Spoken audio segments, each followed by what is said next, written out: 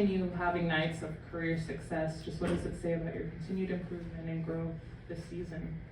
I think it's just a testament to the hard work I did throughout the course of my career.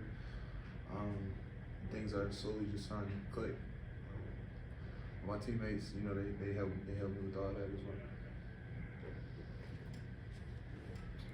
So Jalen, in the first half today, you had like a historic first half, especially with you had 10 points, 7 rebounds, 6 assists, 5 steals, and I think it really spoke to like your diverse skill set and how many things you can do on the court. So could you just speak to how you've been empowered this season, because it really looks like you're finally starting to break out, and by most metrics, the most improved player in the NBA. So. Yeah, like I said, it's a testament to hard work, and my teammates and coaches just putting me in the right position and allowing me to have the freedom just to be me within it. So having that support and people around you like that, it gives you a clear mind, especially when going out on the court, you're not overthinking. That's all it really is.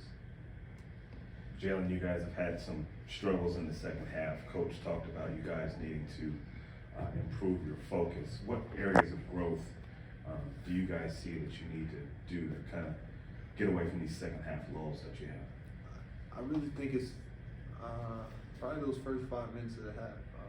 A lot of the times, when we get a good lead in the first half and call a timeout because they're going to run, we got to just cut back on that, stop allowing that to happen, because that gives the other team confidence. And you've seen it tonight. They cut the lead to, I think it was 6 at one point. So just understanding we just need to do it in the second half. We can do it in the first half all we want, but yeah. Jalen, the Hawks held the Spurs to 34 points in the first half. What was working sort of defensively in the first half, and what did the Spurs do in the second half to kind of shake free of that?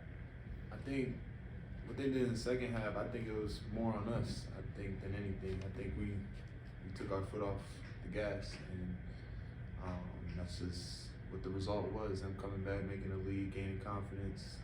You've seen they came out starting the bench, so I think when we saw that, it was kind of like just a let up, and we can't have that regardless who's on the floor, who's playing, who's not.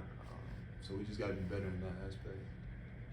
I know you talk about it shouldn't matter with who's on the floor, who's not, but when you're guarding a guy like Wemby, how do you try to go about slowing him down?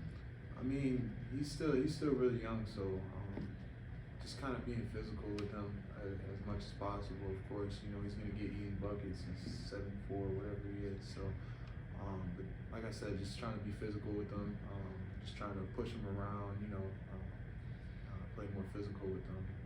But yeah. What's up, Jalen? Rashad Milligan rolling out. Speaking of Wemby, you had a play where you kind of made a power move to the bucket and kind of made a screen to him in the crowd. Just how was that moment like for you? What do you remember about that play in particular? I don't really remember that play. Okay. All right. Well, we could go this way. Just what was the energy like in Atlanta in that second half? You guys coming down MLK Day, national TV game. Just what was the energy like in the building?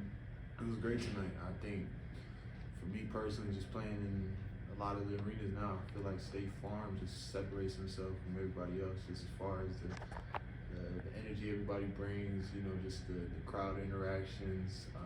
It's really fun to play here. So especially have a game on MLK Day, it was huge, especially to get the W. So that was really good.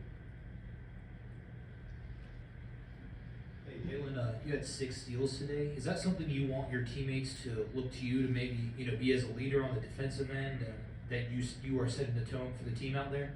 I mean, just personally, I just try to play hard on defense, and then just making the right reads, making the right plays. And I feel like as a unit, our rotations were a lot better in that first half tonight, which led to a lot of easy steals for me. A lot of the times, most of my steals came from one of our guys getting stops, and the ball's on the ground, and that comes up as my steal. But I think it was just a collective team effort, and as far as just taking pride in our matchups and forcing them into tough situations where they lose the ball. Jalen, another question about tonight in MLK Day. What does MLK mean to you in general? MLK That means a lot, especially just kind of understanding, just kind of what he was about, equality, standing for what he believed in, and I think everybody, somewhat kind of applies that to their everyday life.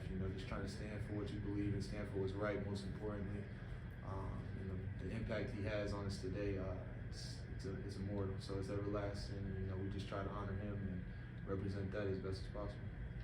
Last one. Just Jalen, when things are getting kind of tough out there on the court, who are those voices of leadership amongst the team that say, hey, everything's gonna be okay? Like, who are those voices on the team? I think we all say something to each other. It's not just like one really vocal guy, but I think, with how we interact with each other, I think we just tell each other, like, let's go, let's pick it up. And then Coach, he emphasizes it as well. So, and actually Wesley. Wes is really good at that. Just kind of being that OG veteran guy. He's in the huddles talking to us, kind of letting us know, let's pick it up, So, yeah, Wes. But a lot of us, we still have that interaction amongst each other. Thank you, Jay.